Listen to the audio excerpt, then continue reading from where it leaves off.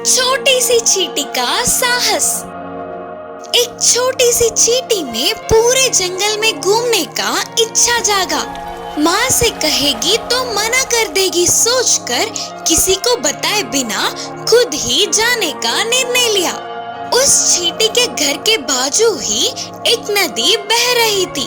तभी चींटी को एक उपाय आया और तुरंत एक पत्ता तोड़कर उस नदी में डालकर उस पर चढ़ गई। पानी के साथ साथ वह भी बहते नदी में चली गई। वह पत्ता यहाँ वहाँ किनारे पर रुका था। चींटी पत्ते से उतरकर दिखने वाले हर जानवर से बातें करके फिर वापस पत्ते पर पहुँच जाती थी। इस तरह एक हफ्ता बीत गया। तब उसे अपनी माँ की याद आई। अब वापस जाने की सोचा भी तो उसे वापस जाने का रास्ता नहीं पता था, क्योंकि बहते नदी से पत्ता आगे ही जा रहा था लेकिन पीछे नहीं। तैरने की सोच रही थी पर नदी में पानी की रफ्तार बहुत तेज था, उससे वो तैर भी नहीं सकी। तो वो नदी से बाहर आकर उस नदी के किनारे के रास्ते वापस जाने लगी। पर चल चल के उसके पैर दर्द होने लगे, लेकिन उसका घर नहीं आया। चींटी को कुछ भी नहीं सूझ रहा था। तभी आसमान में जा रहे एक चिड़िया ने चींटी को देखा। नीचे आकर पूरी बात जाना।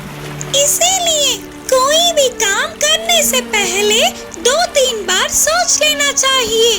बड़ों से पूछकर उनकी बात मान लेनी चाहिए। वो सब नहीं करते हुए जल्दबाजी की तो उसका परिणाम ऐसा ही होगा।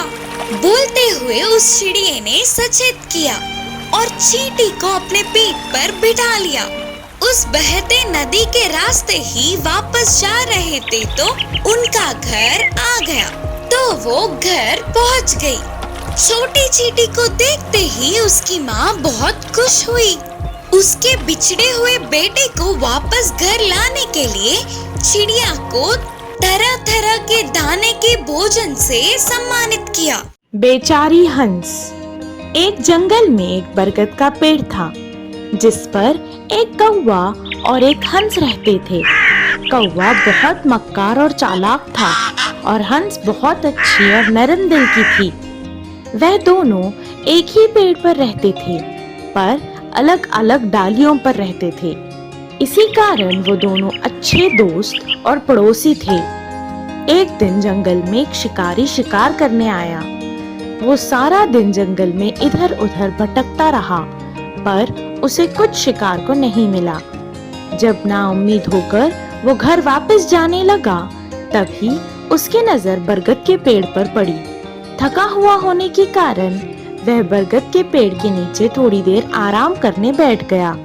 थकावट की वजह से कुछ ही देर में वो सो गया। उस दिन बहुत तेज धूप होने के कारण हवा नहीं चल रही थी और गर्मी से वो बेचैन होने लगा। जब हंस ने ये देखा तो वो नीचे आई और अपने पंखों से उसे हवा करने लगी। ये सब देखकर मक्कार कौवा भी वहाँ आ गया और जोर जोर से हंसकर कहने लगा, तुम पागल हो गई हो क्या? तुम्हें पता भी है तुम क्या कर रही हो? वो एक शिकारी है। जैसे ही वो उठेगा वो तुम्हें मार देगा। कौवा गुस्से में उसके ऊपर बैठकर गंदगी करने लगा और जब वो वापस उड़ रहा था तो उड़ते उड़ते उसके सर पर जोर से मारकर उड़ गया, जिससे वो जाग गया और गुस्से में देखने लगा। पर कौवा वहाँ से 9-2-11 हो गया था। बेचारी हंस वहीं पर बैठी थी। जैसे ही शिकारी की नजर हंस पर पड़ी वो सोचने लगा कि ये सब हंस की शैतानी ही है। गुस्से में हंस का शिकार करने के लिए उसके ऊपर तीर चलाने लगा। तीर लगते ही हंस बेचारी मर गई। मरी हुई हंस को लेकर वो वापस अपने घर चला गया। इस कहानी से हमें ये शिक्षा मिलती है कि मक्कार लोगों से बचकर रहना चाहिए। बंदर का जाप। एक बार एक जंगल में एक बंदर रहता था। वो एक पेड़ के नीचे आंख बंद करके बैठा था। जब एक लोमड़ी वहां से गुजर रही थी तो उसने उसे देखा और कहने लगी, शायद ये बंदर दिन भर चोरी कर थक गया होगा, इसीलिए अब आंख बंद कर आराम कर रहा है। और वो वहाँ से चली गई। रास्ते में उसे जो भी जानवर मिलता वो उससे यही बात कहती थी। थोड़ी देर बाद जब वहाँ से एक भालू गुजर रहा था तो उसने भी बंदर को देखा और कहने लगा, शायद ये भी मेरी तरह खूब खाकर आराम कर रहा होगा। वो भी इतना कहकर वहाँ से चला गया। रास्ते में उसे जो भी जानवर मिलता वो उससे यही बात दोहराता था। कुछ देर बाद वहाँ एक कौवा उड़ता हुआ आया।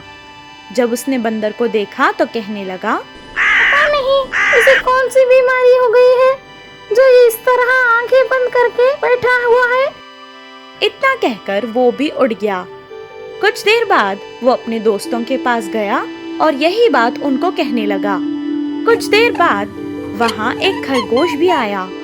उसने बंदर को देखा और कहने लगा, शायद ये बहुत दिनों से भूखा होगा, इसीलिए उसे चक्कर आकर बेहोश हो गया होगा। वो भी वहाँ से चला गया। रास्ते में उसे जो भी जानवर मिलता वो भी उससे यही बात कहता था। कुछ ही देर में ये बातें जंगल के राजा तक पहुँच गई। वो बहुत ज्यादा शक्की था। जैसे ही उसने ये बात सुनी वो कहने लगा, मुझे लगता है शायद मेरे खिलाफ कोई साजिश रच रहा होगा। कुछ देर बाद सभी जानवर राजा के साथ मिलकर बंदर के पास आ गए। ऊपर से सबको एक साथ जमा हुआ देखकर एक चील भी नीचे आ गई और पूछने लगी कि सब इकट्ठा क्यों हैं। सब अपने अपने विचार उसके सामने कहने लगे।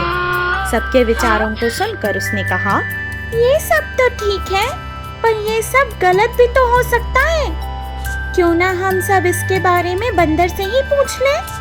सब जानवर मिलकर और जोर जोर से आवाजें करने लगे। उनकी आवाजें सुनकर बंदर की आंख खुल गई और चील ने उसे सब कुछ बता दिया।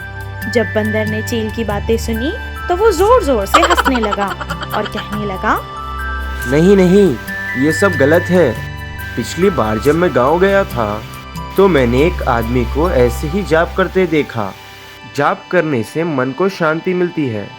बंदर की बातें सुनकर चील कहने लगी, किसी भी चीज को देखकर उसके बारे में अफवाह बनाना बहुत आसान है, लेकिन उसके बारे में अच्छी बातें बताना बहुत मुश्किल है। चील की बातें सुनकर सभी जानवरों को अपनी गलती का एहसास हो गया। उन्होंने बंदर से माफी मांगी और वहाँ से चले गए। बंदर भी दोबारा अपने जाप में वापस लग गया। भाग राजा और लोमड़ी की कहानी। एक बाघ जंगल का नया राजा बना। राजा बना तो बाजू में मंत्री तो होगा ही ना। मंत्री के रूप में किसे नियुक्त करे करके सोच में पड़ गया। यह बात जानकर लोमड़ी किसी भी तरह उस मंत्री के पद को हासिल करने का निर्णय किया। एक दिन टोकरी भर के आम लेके वह चालाक लोमड़ी बाघ के पास गई। गुफा के बाहर बाघ के अकेला दिखने पर वह सही समय पर आई है करके अंदर ही अंदर खुश होने लगी। हिम्मत से उसके पास जाकर उसे आमों की टोकरी देकर बधाइयाँ देते हुए बोली, बाघ राजा, आपके जैसे महान दिल वाले इस जंगल का नया राजा बने, इसके लिए आपको बहुत बहुत बधाइयाँ। मुझे पता है अब से इस जंगल में किसी को भी कैसी भी परेशानी हो तो आप सुनोगे, उधर सबसे आगे आप होंगे। लोमड़ी के ऐसे तारीफ करने पर पहले बाघ शर्माया, फिर उसे बहुत खुशी हुई। बधाइयाँ देने वाली लोमड़ी को धन्यवाद किया। वे दोनों हंसते हुए बहुत समय तक बातचीत करने लगे। उस दिन से लोमड़ी जरूरत से ज्यादा ही उत्साहित होने लगी। हर रोज वह बाघ के पास जाने लगी और हर दिन एक जानवर की चुगली करती थी। एक दिन बाघ से ऊंचा होने का गर्व है हाथी को करके बोली। दूसरे दिन उसके राजा के पद को बाघ ने चुरा लिया है करके शेर गुस्से से आग बबूला हो रहा है करके बोलकर उकसाने लगी। फिर एक दिन उसके जैसे पेड़ों पे नहीं उछल सकता बता करके बंदर ने चिढ़ाया करके बोली। इस तरह हर रोज लोमड़ी जंगल के सभी जानवर बाघ को कम समझ रहे हैं करके बोलती थी। वह अकेली है जो बाघ से डरते हुए उसका आदर सम्मान करती है करके ये सब कुछ बोलते हुए उकसा रही थी। हर दिन एक जैसे लोमड़ी के कहे हुए बातों को बाघ और कितने दिन सुन सकता था। कुछ दिनों के बाद उन बातों से वह पक गया। एक दिन लोमड़ी की बातों में कितनी सच्चाई है करके जानने के लिए बाघ पूरे जंगल में घूमने लगा। जंगल के सभी जानवरों ने उसका सम्मान किया, पर किसी ने भी उसे कम नहीं किया। फिर यह पूरी बात जानने वाली लोमड़ी परेशान होकर गुफा की तरफ भागते हुए हाँककर बाघ से बोली, महाराज जी, आप मासूम हो। आपको देखते ही सभी जानवरों ने अच्छे से नाटक किए होंगे। आप यह नहीं जान पा रहे हो।